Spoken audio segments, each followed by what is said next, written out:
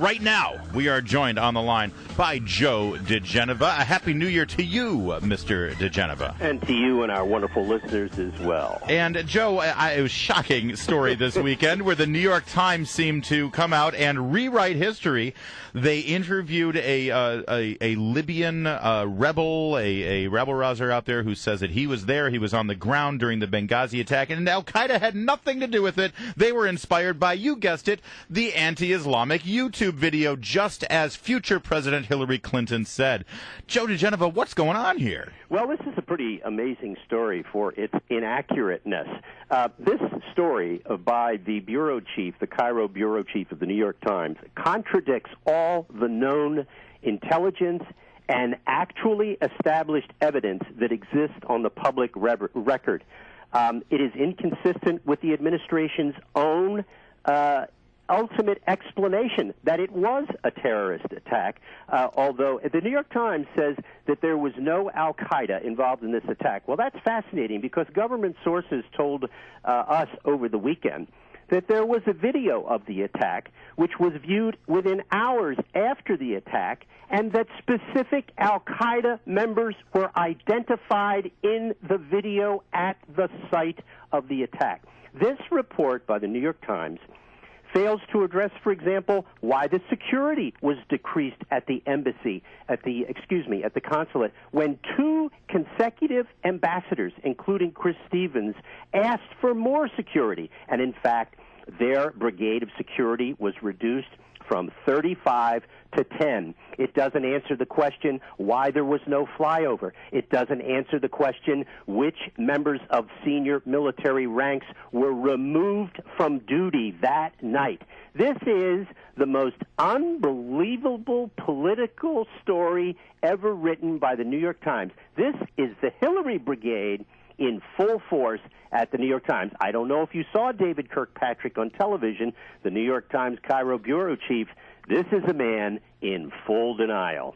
What difference at this point does it make? You know, Joe, this is Carrie Pickett from Breitbart News. I was really surprised by the fact that David Kirkpatrick, mentioned that Ansar al-Sharia in this attack had absolutely no connection whatsoever to Al-Qaeda. That's completely inconsistent with all known intelligence and publicly reported information. The statements in this article, which were ballyhooed as a bombshell, this was not a bombshell.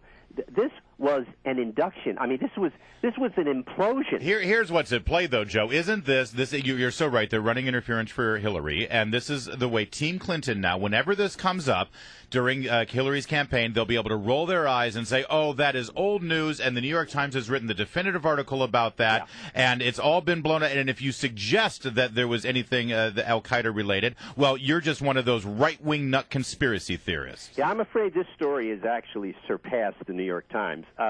We are way beyond the New York Times controlling the story and the narrative. Those days are gone. What will happen now is that this story will be taken apart over the next couple of days. It will be deconstructed in a vicious way, which is what it deserves.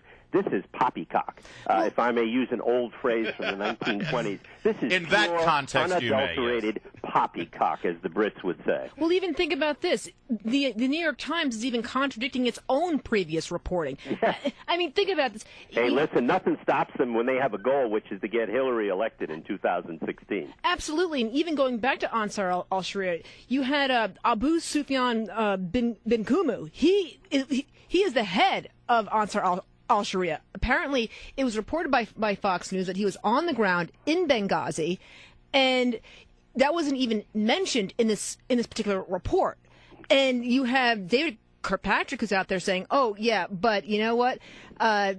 This Al-Qaeda had absolutely no connection whatsoever to Ansar al-Sharia." Right. Yeah, well, the New York Times story is an example, another example of sleepwalking through history. I mean, this is truly remarkably inept stuff, but it isn't inept. It's purposeful. Nobody can write this bad a story ballyhoo it as a bombshell and be so wrong on the publicly known record. This is clearly downfield blocking for the big lady, as we call her. Well, and that being said, Joe DiGenova, I mean, listen, your client who testified before Darrell Issa's House Oversight Committee told the harrowing story. Forgive me, I'm blanking on his name right now. Gregory Hicks. Thank you. Gregory Hicks, a great American, a loyal, fantastic, trusted diplomat. A patriot, a whistleblower in this case, finally answering the questions that the American people wanted to know. What happened that night on September 11th in Benghazi?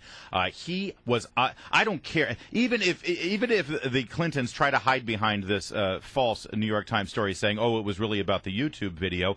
That doesn't take Hillary Clinton out of the picture here when Gregory Hicks is on the phone with her at 2 a.m. as they're shredding documents. It looks like, the scene from the Iranian hostage movie that we had last year from Argo. They're destroying all this evidence. He's on the phone with her. They don't know what's going to happen. They can't find the Ambassador Stevens. And suddenly, Hillary Clinton never calls back. Never touches base with the men on the ground. It makes no difference. She still is guilty of dereliction of duty. Not only that, in her conversation with Gregory Hicks, which he has testified to public, she says to him, "What do you want me to do?" Yeah. Can you imagine the Secretary of State in her one and only phone call?